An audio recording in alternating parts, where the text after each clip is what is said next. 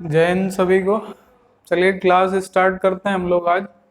और बायोलॉजी की क्लास, जैसा कि आपको मालूम है, हम लोग कल चल रहे थे आपका जंतु जगत वर्गीकरण का। ये जंतु जगत वर्गीकरण यानी एनिमल किंगडम के बारे में कल हम लोगों की क्लास स्टार्ट हुई थी। देखिए, जंतु जगत वर्गीकरण का टॉपिक थोड़ा सा ज्यादा लंबा होगा। लंबा का मतलब ये होगा कि सारी चीजें आपको एक्सप्लेन करके समझनी होगी। वो उसका कारण ये है कि इस टॉपिक से क्वेश्चन बहुत आते हैं। कभी कभी आपको पर्यावरण में भी इसके क्वेश्चन मिल जाते हैं, कभी आपको जियोग्राफी में इसके क्वेश्चन मिल जाते हैं, साइंस में तो इसके क्वेश्चन आते ही आते हैं। तो जंतु जगत वर्गीकरण के बारे में आज हम लोग आगे जहां तक कल पढ़ चुके थे उसी की आगे क्लास को आज कंटिन्यू करते हैं। देखिए, जितने भी वीडियो आप लोग देख रहे हो, नोट्स बनाते जाना आप लोग, और जितने भी क्लास होती जा रही हैं उनको अच्छे तरीके से पढ़ते जाइएगा, क्योंकि काफी धीरे और काफी कायदे से हम इसको एक्सप्लेन कर रहे हैं, तो इसको आप ध्यान से नोट करते रहिएगा। तो कल हम लोगों का टॉपिक चल रहा था सजीवों का वर्गीकरण। सजीवों के वर्गीकरण के अध्ययन को कल हम लोगों ने पढ़ा था। इसे कहा जाता है टैक्सोनॉमी। टैक्सोनॉमी इसका अध्ययन कहलाता है। तो इसके बारे में कल बात चल रही थी। फिर बात हुई, शुरुआत होती थी अरस्तु से, father of taxonomy, father of modern taxonomy तो कैरोलस लिनियस। ये सारी बातें हो चुकी थी। इसके बाद हम लोग आगे बढ़ रहे थे, और आगे बढ़ने के साथ हम लोगों ने पढ़ा कि द्विजगत वर्गीकरण किसका था। तो अरस्तु ने पहले दिया, लेकिन इसको नियमबद्ध तरीके से अप्लाई किया था कैरोलस लिनियस ने। इसके बाद त्रिजगत वर्गीकरण, चार जगत वर्गीकरण और पांच जगत वर्गीकरण लास्ट टर्म में हम लोग चल रहे थे। और हमने बताया था जो पांच जगत वर्गीकरण है आपका, ये पांच जगत वर्गीकरण ही सबसे ज्यादा पेपर में आता है, क्योंकि वर्तमान में इसी कॉन्सेप्ट को फॉलो किया जाता है। तो पांच जगत वर्गीकरण के बारे में हम लोग कल कितनी बातें जान चुके थे। पांच जगत वर्गीकरण में पहला जो रखा गया वो था मोनेरा ग्रुप, दूसरा था प्रोटिस्टा, तीसरा था इसमें कवक, चौथा था पादप, और पांचवा था जंतु। इस तरीके से ये पांच भागों में डिवाइड कर दिया गया था। आज हम लोग देखेंगे मोनेरा के बारे में। मोनेरा के बारे में आप कहो तो हम शॉर्ट में भी बता देंगे, लेकिन मोनेरा के बारे में इसलिए पढ़ना जरूरी है पूरा एक्सप्लेनेशन में, क्योंकि क्वेश्चन बनते हैं इसमें। इससे डायरेक्ट क्वेश्चन ना पूछ करके हो सकता है इनडायरेक्ट वे पे भी जब आगे बताएंगे आपको, तो आपको खुद समझ में आएगा कि क्वेश्चन आता है कि नहीं आता। तो मोनेरा के बारे में हम लोगों ने कल बातें जान ली थी कि पहली बात तो जो मोनेरा होता है, ये जो मोनेरा वर्ग का विभाजन किया गया, पहली बात तो इसके अंतर्गत प्रोकैरियोटिक कोशिका आती है, यानी इनको प्रोकैरियोटिक जीव की श्रेणी में रखा जाता है। कोशिका प्रोकैरियोटिक यानी प्रोकैरियोटिक प्रकार की होती है। दूसरा हमने बताया ये एक कोशिकीय जीव होते हैं। तो प्रोकैरियोटिक एक कोशिकीय जीव है। इसके बारे में हम लोगों ने ये जाना था कि इन्हें प्रोकैरियोटिक क्यों रखा जाता है, क्योंकि जो इनका केंद्रक होता है वो केंद्रक अल्प विकसित होता है। अल्प विकसित होने के कारण ही इन्हें प्रोकैरियोटिक कहा जाता है, क्योंकि अगर केंद्रक डेवलप्ड होगा तो वो यूकैरियोटिक जीव कहलाएंगे। और जितने भी आपके केंद्रक जिनके विकसित नहीं है उन सभी को कहा जाता है प्रोकैरियोटिक। अब इनका केंद्रक अल्प विकसित होता है। दूसरी बात, इसमें और क्या नहीं पाया जाता। तो अगर नहीं पाए जाने की बात करी जाए, तो जैसे हम लोग कोशिका के संबंध में बात कर रहे थे, वैक्यूल्स यानी कि न्यूक्लियस, जैसे कि केंद्रिका, केंद्रिका इनमें नहीं पाई जाती। केंद्रक इडेवलप यानी केंद्रक अल्प विकसित क्यों कहा जाता है, क्योंकि इसमें केंद्रिका नहीं होती। तो केंद्रिका न होने के कारण इन्हें अल्प विकसित प्रोकैरियोटिक जीव की श्रेणी के अंतर्गत रखा जाता है। दूसरी चीज, जैसे कि आप सबको मालूम है, इसमें केंद्रिका नहीं होती। केंद्रक झिल्ली भी नहीं पाई जाती, इनमें केंद्रक झिल्ली का भी अभाव होता है, ये भी नहीं पाई जाती। इसके बाद जैसे कि आप इसमें देख सकते हो माइटोकॉन्ड्रिया भी नहीं होता, माइटोकॉन्ड्रिया ये भी नहीं होता, तो माइटोकॉन्ड्रिया का भी इसमें अभाव होता है। उसी तरीके से इसमें अगर आपसे पूछा जाए हरित लवक, तो हरित लवक भी इसमें नहीं पाया जाता। तो ये सारी चीजें आपको दिमाग में रखनी होगी। जैसे गाल्जी काय, गाल्जी काय भी इसमें नहीं होता, तो अगर आप नोट करना चाहो तो गाल्जी काय, गाल्जी काय भी इसमें नहीं होता। तो ये सारी बातें मोनेरा के संबंध में आपको याद रखनी होगी। अब यहाँ से अगली बात हम लोग देख लेते हैं कि मोनेरा के उदाहरण क्या थे और उदाहरणों को लेकर के क्या क्या क्वेश्चन बनते हैं। तो अब हम लोग इसको एक्सप्लेन करेंगे, नोट कर लीजिएगा जरा आप लोग।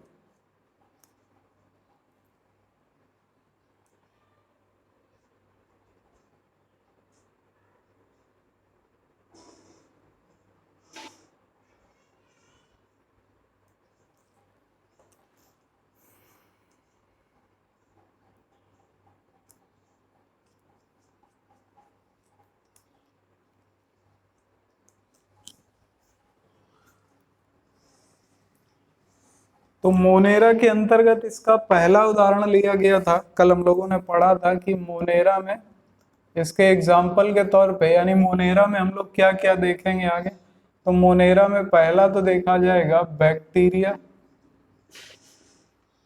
दूसरा देखा जाएगा साइनोबैक्टीरिया, साइनोबैक्टीरिया कई बार आपसे पूछ लिया जाता है कि नील हरित शैवालों का दूसरा नाम क्या है, तो नील हरित शैवाल को ही आपका साइनोबैक्टीरिया के नाम से जाना जाता है। इसके बाद जैसे कि तीसरा आपसे इससे पूछा जा सकता है माइकोप्लाज्म, माइकोप्लाज्म ये भी एक बैक्टीरिया ही है। और क्वेश्चन आपसे बायो में हमने आपको कोशिका वाले टर्म में लिखाया था कि सजीवों में सबसे छोटी कोशिका कौन सी होती है, तो वहां पर आपने आंसर लिखा था माइकोप्लाज्म गैलीसेप्टिकमा। तो माइकोप्लाज्म सबसे छोटी कोशिका इसकी पाई जाती है। तो ये सारी चीजें हम लोग अब आगे देखेंगे। तो शुरुआत करेंगे हम लोग बैक्टीरिया से। तो क्वेश्चन अगर आपसे पूछा जाए कि 5 जगत वर्गीकरण में जिसका प्रतिपादन किसने किया था, तो इसका प्रतिपादन R.H. विटेकर ने किया था। R.H. विटेकर के 5 जगत वर्गीकरण के अंतर्गत बैक्टीरिया को किस ग्रुप में रखा गया है, तो ये मोनेरा ग्रुप के अंतर्गत रखा गया है। अब हम लोग शुरुआत करने जा रहे हैं बैक्टीरिया से। बैक्टीरिया के संबंध में पूरी जानकारी आपको अच्छी तरीके से रखनी होगी।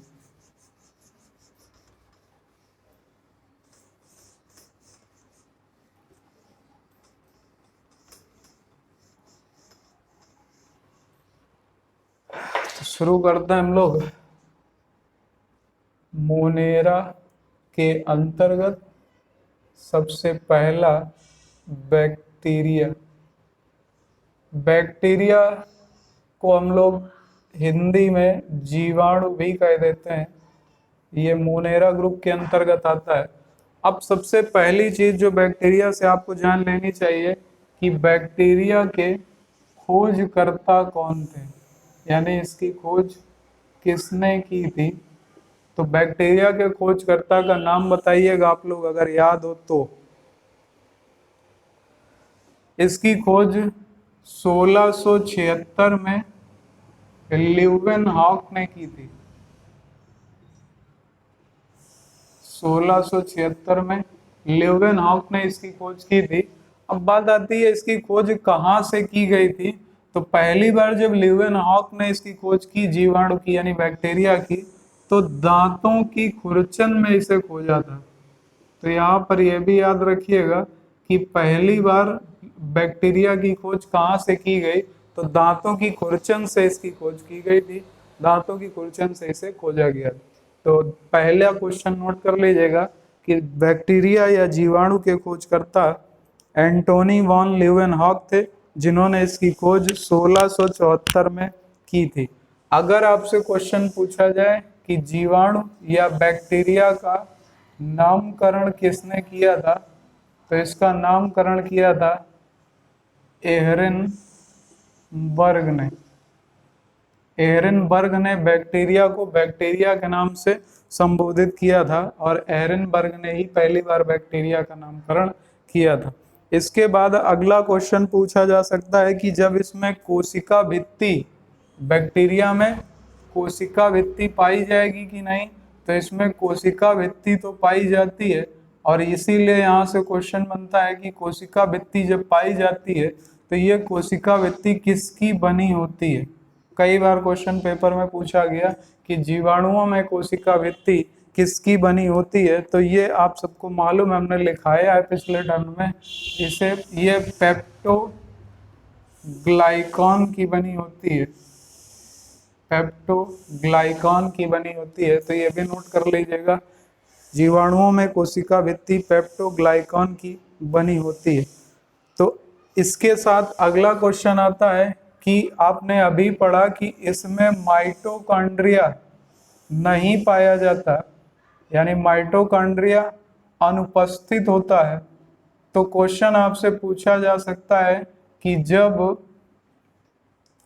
जीवाणु में माइटोकॉन्ड्रिया अनुपस्थित होता है, तो माइटोकॉन्ड्रिया अनुपस्थित होने, यानी माइटोकॉन्ड्रिया का मुख्य कार्य क्या है? माइटोकॉन्ड्रिया आपको ऊर्जा प्रदान करता है, इसीलिए इसे ऊर्जा का पावर हाउस कहते हैं। इसी के कारण आपका श्वसन कार्य आसानी से हो पाता है। तो अब यहाँ पर तो इनमें तो अनुपस्थित है बैक्टीरिया में, तो ये श्वसन कार्य कहाँ से करेंगे? तो वहीं पर ऐड कर लीजिएगा, एक पॉइंट हम बोल दे रहे हैं कि बैक्टीरिया में माइटोकॉन्ड्रिया अनुपस्थित होता है, आता है। इनका श्वसन तथा ऊर्जा संबंधी कार्य, श्वसन तथा ऊर्जा संबंधी कार्य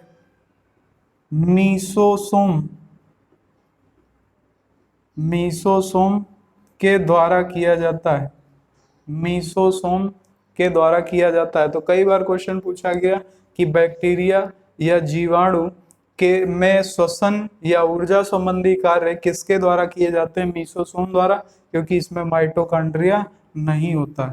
ये भी मोस्ट इंपॉर्टेंट क्वेश्चन है, ये सारे क्वेश्चन आ चुके हैं, इसको भी नोट कर लीजिएगा उसी के आगे कि इसमें मीसोसोम के माध्यम से श्वसन कार्य किया जाता है। अगली बात आती है, इसमें प्लाज्मिड पाया जाएगा कि नहीं पाया जाएगा? तो प्लाज्मिड इसमें उपस्थित होता है, नोट कर दीजिएगा उसी के आगे, प्लाज्मिड उपस्थित होता है। अगला क्वेश्चन आपसे पूछा जा सकता है कि इसमें जो केंद्रक पाया जाता है वो, या राइबोसोम जो आपका इसमें पाया जाता है, वो राइबोसोम किस प्रकार का होता है? तो हम सब पहले भी पढ़ चुके हैं प्रोकैरियोटिक यूकैरियोटिक में कि इसमें जो राइबोसोम होगा वो 70S प्रकार का होता है। लेकिन अगर आपसे यूकैरियोटिक जीवों के बारे में पूछा जाएगा तो उसमें 80S प्रकार का होता है। 70S तो होता ही है, साथ में उसी के साथ 80S भी होता है, यानी 80S प्रकार का होता है। जबकि इसमें क्या पाया जाएगा? तो इसमें 70S पाया जाएगा, क्योंकि वे सभी गुण इसमें पाए जाएंगे जो प्रोकैरियोटिक जीव में पाए जाते हैं। तो इसको भी नोट कर लीजिएगा उसी के आगे। अब हम लोग नेक्स्ट अगली बात करेंगे कि इसमें जो प्लाज्मिड पाया जाता है तो प्रोटीन भी होगा, तो जीवाणुओं में कौन सा प्रोटीन पाया जाता है? ये भी क्वेश्चन आपसे बन सकता है कि इसमें पाया जाने वाला प्रोटीन कौन सा है? तो नोट कर लीजिएगा, हिस्टोन प्रोटीन पाया जाता है, इनमें हिस्टोन प्रोटीन पाया जाता है। तो नोट कर लीजिएगा जल्दी से, फिर हम लोग टॉपिक को आगे बढ़ाते हैं।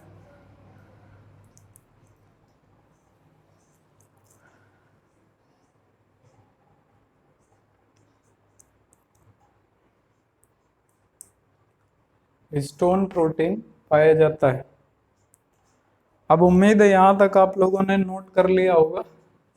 बैक्टीरिया से संबंधित और क्या क्वेश्चन बनते हैं? जैसे आप लोगों को हमने मानव रोग का एक टॉपिक पढ़ाया था। मानव रोग के टॉपिक में आप लोगों ने एक चीज ध्यान दी होगी कि वहां पर जब बैक्टीरिया का नाम आप याद करने जाते हो तो आपको बहुत दिक्कत होती है।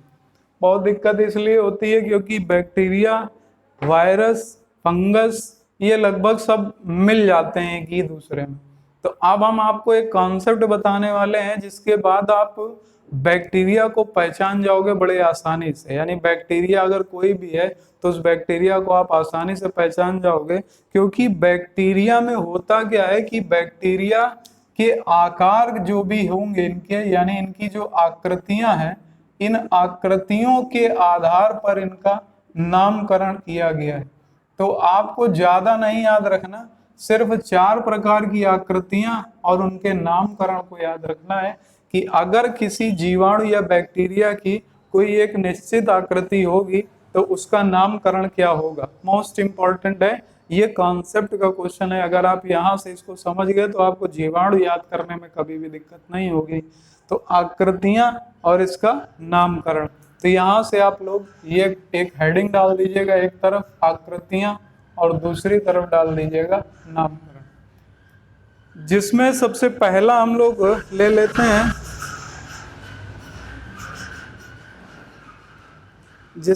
सबसे पहला ले लेते हैं जिसका नाम है आपका, तो एक तरफ अगर आकृति की बात करें तो अगर इसकी आकृति गोल हो जाए, यानी राउंड शेप में होगा, अगर किसी जीवाणु का आकार राउंड शेप यानी गोलाकार होगा तो उसका नाम क्या रखा जाएगा। तो उसका नाम क्या रखा गया साइंस में, उसे साइंस में कोकस के नाम से जाना गया। साइंस में इसे कोकस के नाम से जाना जाता है। अगर किसी जीवाणु के नाम के आगे कोकस वर्ड लगा हुआ है, कई बार इस तरीके का क्वेश्चन पूछा गया कि जैसे मान लीजिए आपसे पूछ लिया गया डिप्लोकोकस जीवाणु की आकृति कैसी होगी, तो डिप्लोकोकस हो या इस तरीके का कोई भी जीवाणु या जिसके नाम अभी हम एक एक करके बता रहे हैं, तो डिप्लोकोकस जीवाणु की आकृति, ये कॉन्सेप्ट का क्वेश्चन है। आप सोचोगे कि ये डिप्लोकोकस की आकृति पूछ ली गई, ये कैसा क्वेश्चन है। तो वहां से आपको याद रखना पड़ेगा, अगर किसी बैक्टीरिया के नाम के आगे कोकस वर्ड लगा है तो उसकी आकृति गोल यानी कि राउंड शेप में होगी। तो इसको भी नोट कर लीजिएगा। पहला कि यदि आकृति गोल है तो उसका नाम कोकस होगा। उदाहरण के लिए अगर आप चाहो तो लिख सकते हो, जैसे हमने आपको बताया था एक जीवाणु डिप्लोकोकस, जब मानव रोग के संबंध में हम आपको पढ़ा रहे थे, डिप्लोकोकस जीवाणु आपने पढ़ा था न्यूमोनिया रोग में। न्यूमोनिया रोग के लिए उत्तरदायी जीवाणु कौन सा है, तो वो डिप्लोकोकस होता है। इसी तरीके से एक जीवाणु होता है, इसका नाम होता है माइक्रोकोकस। माइक्रोकोकस, तो इनके नाम के आगे आप देखोगे तो इनकी आकृति का निर्देश आपके सामने लिखा मिल जाएगा आपको। अगर कोकस लगा हुआ है तो फिर उसकी आकृति कैसी हो जाएगी, गोलाकार हो जाएगी। तो ये कॉन्सेप्चुअल क्वेश्चन आपको निश्चित रूप से आने चाहिए, क्योंकि इस तरीके से के क्वेश्चन एनटीपीसी, आरआरबी और जितनी भी बड़ी अच्छी परीक्षाएं हैं वो कॉन्सेप्चुअल क्वेश्चन आपसे पूछती हैं, क्योंकि ये एनसीईआरटी में दिए गए हैं। एनसीईआरटी में सिलेबस में ये हैं, इसलिए यहाँ से क्वेश्चन बनता है। हम लोग चौंक जाते हैं कि ये क्वेश्चन कैसे पूछे जा रहे हैं। चलिए अगला दूसरा देखते हैं। यदि इसकी आकृति क्षण की आकृति में हो, यानी रॉड शेप में हो, तो रॉड शेप में अगर इसकी आकृति है तो फिर इसे किस नाम से जाना जाएगा। रॉड शेप में है अगर तो इसे नाम दिया जाता है बैसिलस। बैसिलस, बैसिलस के नाम से जाना जाता है। अब आपसे क्वेश्चन पूछ लिया गया, मान लीजिए लैक्टोबैसिलस जीवाणु का आकार। अब वो ये तो बहुत दिन से पूछ रहा है कि लैक्टोबैसिलस करता क्या है, दूध से दही बना देता है। लैक्टोबैसिलस जीवाणु दूध से दही बनाता है। अब उसने पूछ लिया कि बैसिलस जीवाणु की जो आकृति है वो कैसी होगी, तो ये छड़ या रॉड शेप में होती है। तो यहाँ पर उदाहरण अगर आप लिखना चाहो तो लिख सकते हो एग्जाम्पल में, लैक्टोबैसिलस बैसिली। लैक्टोबैसिलस बैसिली ये जीवाणु है। तो पहला गोल होगा तो कोकस होगा, छड़ के आकार का होगा तो बैसिलस होगा। और यदि तीसरा आते हैं हम लोग सर्पिलाकार, सर्पिलाकार यानी राउंड शेप्ड में होगा, इस तरीके से सर्पिला आकार में, तो इसे क्या नाम दिया जाएगा? तो सर्पिला आकार में होगा तो इसे नाम दिया जाता है स्पाइरल, स्पाइरल। तो ये नोट कर लीजिएगा, स्पाइरल। अगर इसका उदाहरण लिखना चाहते हो तो नोट कर सकते हो, रोडो स्पाइरिलियम इसका एग्जाम्पल है, एग्जाम्पल रोडो स्पाइरिलियम।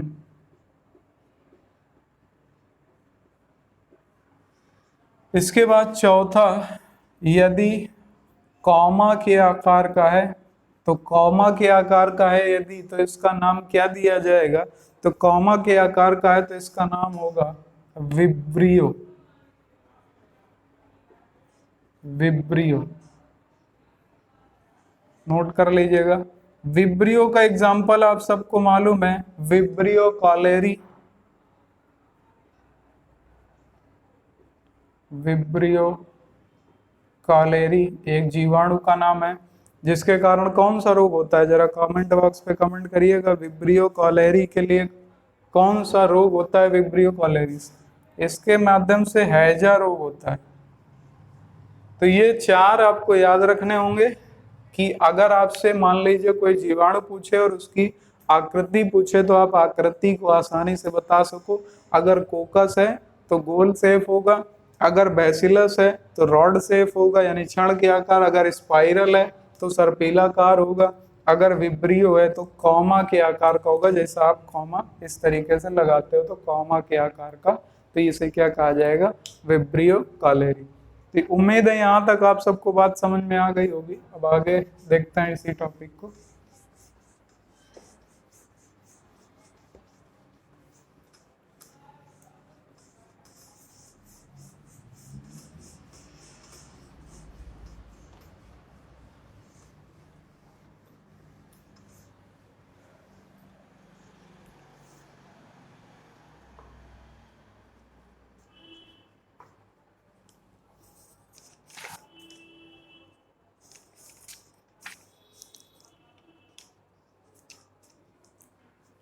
अब नेक्स्ट टॉपिक देखते हैं कि ये जीवाणु यानी बैक्टीरिया कहाँ कहाँ पर प्रयोग होते हैं और इनके प्रयोग के आधार पर इनके नाम क्या क्या है। जैसे आपसे क्वेश्चन मान लीजिए पूछ लिया गया कि दूध से दही बनाने के लिए कौन सा जीवाणु उत्तरदायी है, तो एक हेडिंग डाल दीजिएगा,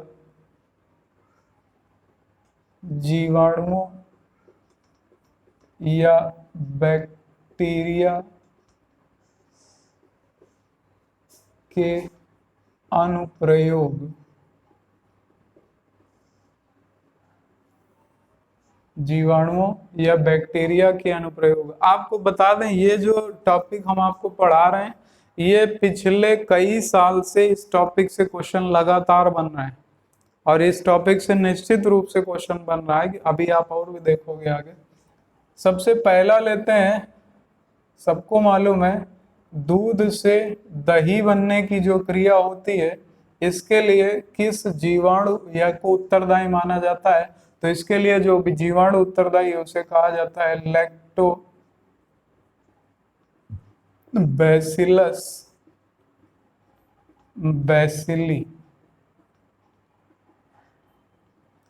आप सबको पता है कि जो दूध है इसमें एक शर्करा पाई जाती है जिसे कहा जाता है लैक्टोज शर्करा, और ये लैक्टोज शर्करा को लैक्टिक अम्ल में बदल देता है, तो यहाँ से दूध से दही बनने की क्रिया पूरी हो जाती है। तो ये भी नोट कर लीजिएगा, दूध से दही बनाने में कौन सा मुख्य रूप से उत्तरदायी है। इसके बाद दूसरा मोस्ट इंपॉर्टेंट, नाइट्रोजन का स्थिरीकरण करने में, नाइट्रोजन का स्थिरीकरण करने में अब देखिए नाइट्रोजन का स्थिरीकरण करने की अगर आपसे बात पूछी जाए तो नाइट्रोजन का स्थिरीकरण करने के लिए दो जीवाणु या दो प्रकार के जीवाणु उत्तरदायी होते हैं। तो यहाँ पर एक पॉइंट लिख लीजिएगा, दो प्रकार के।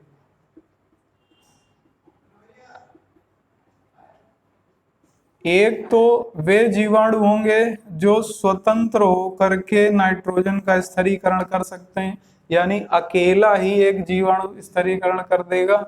और एक दूसरा होगा जिसे कहा जाता है अनुबंधित, यानी ये बिना किसी अन्य माध्यम की सहायता के नाइट्रोजन का स्थिरीकरण नहीं कर सकता है। तो दो प्रकार से इन्हें डिवाइड किया गया है नाइट्रोजन का स्थिरीकरण करने के लिए। इसीलिए इनको कहा जा सकता है, इन्हें हिंदी में मुक्त जीवी या इंग्लिश में फ्री, और इसे कहा जा सकता है मुक्त जीवी, और इसे कहा जा सकता है मुक्त जीवी, और दूसरे वाले को हम बोल सकते हैं सहजीवी, यानी किसी की सहायता के साथ कार्य करें, सहजीवी। तो दो तरीके से डिवाइड है। अब बात कर लेते हैं कि सहजीवी कौन सा है और मुक्त यानी अकेला कौन सा है। तो देखिए आप सबको पता है, हम बता भी चुके हैं आपको, स्वतंत्र रूप से पौधे जो होते हैं ये पौधे नाइट्रोजन को नाइट्रोजन के रूप में ग्रहण नहीं करते। पौधे जब भी नाइट्रोजन को ग्रहण करेंगे तो पौधे हमेशा नाइट्रोजन को नाइट्रेट के रूप में ग्रहण करते हैं। नाइट्रेट के रूप में ग्रहण करने के लिए प्रमुख रूप से पहले इनको चेंज करना होगा, और चेंज करने के लिए मुख्य रूप से दो तरीके के जीवाणु उत्तरदायी होंगे। एक तो वे जो स्वतंत्र होंगे और दूसरे वे जो अनुबंधित होंगे। इसमें आपको दो जीवाणुओं के नाम याद रखने हैं जो स्वतंत्र रूप से नाइट्रोजन का स्थिरीकरण करते हैं। इसमें पहला नाम है एसिटोबैक्टर, या इसको कई जगह एजोटोबैक्टर भी लिखा जाता है। एजोटोबैक्टर या एसिटोबैक्टर भी इसे कहा जा सकता है। दूसरा इसके लिए है क्लास्ट्रीडियम, क्लास्ट्रीडियम, क्लास्ट्रीडियम बैक्टीरिया, और पहला एसिटोबैक्टर या एजोटोबैक्टर बैक्टीरिया। ये स्वतंत्र रूप से नाइट्रोजन का स्थिरीकरण कर सकते हैं। ये जो दो बैक्टीरिया हैं ये बिना किसी सहायता के, किसी माध्यम की सहायता के नाइट्रोजन का स्थिरीकरण कर देंगे।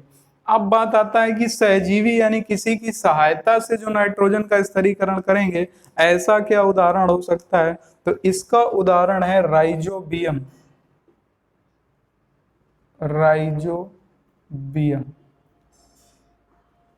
राइजोबियम के बारे में आप सबको हम पहले भी बता चुके हैं कि राइजोबियम जीवाणु क्या करता है, नाइट्रोजन का स्थिरीकरण करता है। इसके बारे में एक क्वेश्चन और पूछा जाता है कि दलहनी, दलहनी, दलहनी का मतलब दाल से संबंधित फसलों की जड़ों में पाया जाने वाला बैक्टीरिया कौन सा है। तो दलहनी पौधों की जड़ों में जो बैक्टीरिया पाया जाता है वो राइजोबियम है, क्योंकि इसमें ये पौधे की जड़ के साथ ही काम कर सकता है, स्वतंत्र रूप से काम नहीं कर सकता है। अब बात आती है कि दलहनी फसलें या दालें जो है ये किस कुल के अंतर्गत आती हैं। तो इनका कुल होता है जिसे कहा जाता है लेग्यूमिनेसी,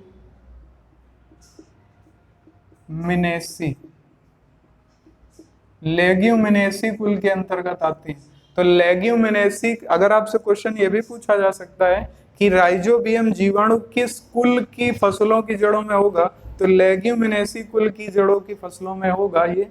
और ये इसीलिए क्वेश्चन बनता है कि दलहनी पौधों की जड़ों की में कौन सा जीवाणु पाया जाएगा। तो दलहनी पौधों की जड़ों में राइजोबियम पाया जाता है। अब अगला क्वेश्चन यहाँ से आपसे पूछा जा सकता है कि जो जिसमें प्रोटीन कौन सा पाया जाता है, लेग्यूमिनेसी या दलहनी फसलों में पाया जाने वाला प्रोटीन कौन सा है। मोस्ट इम्पॉर्टेंट क्वेश्चन है, क्योंकि आप सबको पता है एक प्रोटीन पाया जाता है जिसे आप कहते हैं हीमोग्लोबिन। अगर आपसे कभी पूछ ले कि लेग हीमोग्लोबिन किसमें पाया जाता है, तो लेग हीमोग्लोबिन दलहनी पौधों में पाया जाता है। यानी दलहनी फसलें जितनी भी होंगी उसमें लेग हीमोग्लोबिन नाम का प्रोटीन पाया जाता है। हीमोग्लोबिन पूछेगा तो वो ब्लड में पाया जाता है, हीमोग्लोबिन, ग्लोब्यूमिन, ये सारे, एल्ब्यूमिन, ये सारे आपके किस में होंगे, रक्त में। जबकि लेग हीमोग्लोबिन किस में पाया जाएगा, तो ये दलहनी पौधों की जड़ों में, यानी दलहनी पौधों में पाए जाने वाला प्रोटीन मुख्य रूप से लेग हीमोग्लोबिन कहा जाता है। दलहनी पौधे किस कुल के अंतर्गत आती हैं, लेग्यूमिनेसी कुल है। अभी जब हम लोग पढ़ेंगे आगे पादप जगत, पादप जगत में इस तरीके के जितने भी ग्रुप हैं, जैसे आपका प्याज लहसुन किस में आएगा, भिंडी किस में आएगा, ये क्वेश्चन आते हैं। दलहनी पौधे किस में आएंगे, तो लेग्यूमिनेसी कुल के अंतर्गत आता है। उम्मीद है आप सबको यहाँ तक समझ में आ गया होगा। अगर ना आया हो तो कमेंट बॉक्स में कमेंट कर दीजिएगा। अगर समझ में आ रहा हो तो लाइक का बटन जरूर दबा दीजिएगा, तो थोड़ा सा हमें भी कॉन्फिडेंस रहेगा कि जो पढ़ाया आपको समझ में आ गया। नोट कर लीजिएगा जल्दी से।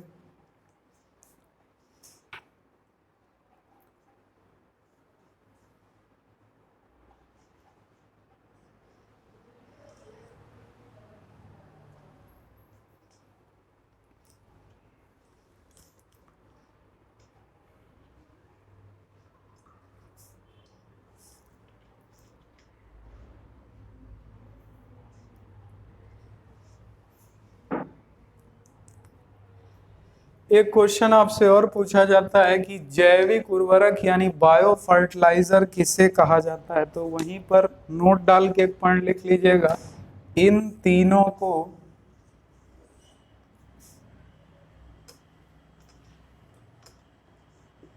जैविक उर्वरक या बायो फर्टिलाइजर भी कहा जाता है। जैविक उर्वरक या बायो फर्टिलाइजर भी इन्हें कहा जाता है। नोट कर लीजिएगा जल्दी से। तो उम्मीद है यहाँ तक क्लास आप सबको बेहतर समझ में आ रही होगी। अगर ना आ रही हो तो कमेंट कर दीजिएगा जरूर। कल हम लोग इसी के आगे अनुप्रयोग को आगे बढ़ाएंगे। तो उम्मीद है यहाँ तक कि आपको समझ में आ गई होगी। यहाँ तक दो आपको समझ में आ गए, अभी 4-5 और हैं, वो भी सारे प्रयोग हम आपको बताएंगे कि इनके अनुप्रयोग और कहाँ कहाँ पर किए जाते हैं।